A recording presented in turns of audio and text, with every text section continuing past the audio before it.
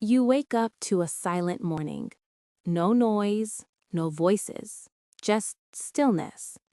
For some people, that silence feels like freedom. For others, it quietly reminds them of what's missing. Some choose solitude because it heals them. Others didn't choose it at all. Life slowly placed them there. You've seen them before, the quiet one in the room, the person who politely declines invitations, the one who says, "I'm fine." You wake up to a silent morning.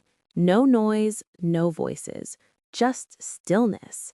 Solitude isn't emptiness, it's space to breathe, space where thoughts finally become clear, where reflection turns into understanding. They recharge in silence, they grow there, they feel most alive when the world goes quiet. But not everyone is alone by choice. Some learned early that trust can hurt, that people leave, that being vulnerable feels risky. So they build walls, they smile, they nod, they say everything is okay, even when something inside aches quietly. Being alone feels safer than being disappointed again. Time alone teaches them to understand themselves deeply. They notice patterns in their thoughts.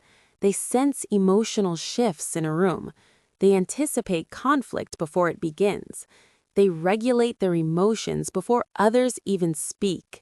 Psychologists call this high emotional intelligence, not taught but developed out of necessity. This is independence shaped by survival. Many people who thrive in solitude are thinkers, creators, and observers.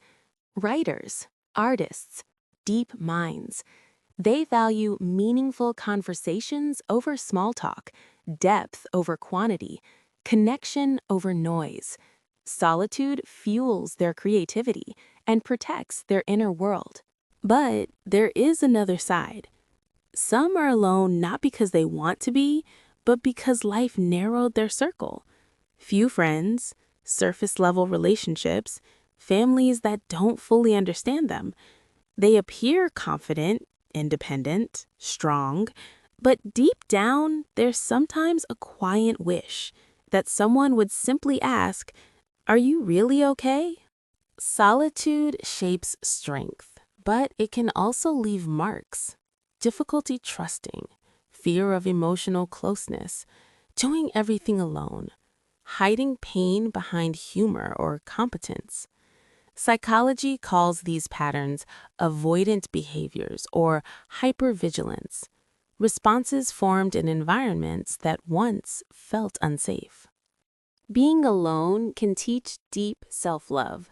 It creates minds that think deeply, hearts that feel fully, souls that notice what others miss.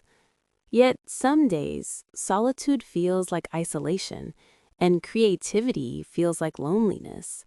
There's a constant tension between freedom and longing, between independence and the desire to be seen. That paradox defines them. People who love solitude are not broken. They are survivors, thinkers, feelers, quiet warriors in a loud world. They remind us that happiness doesn't always come from crowds, that strength isn't only endurance, but the ability to stand on your own.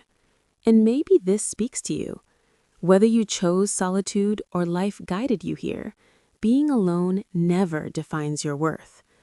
Understanding when solitude heals and when it protects allows you to live more fully and make peace with who you are.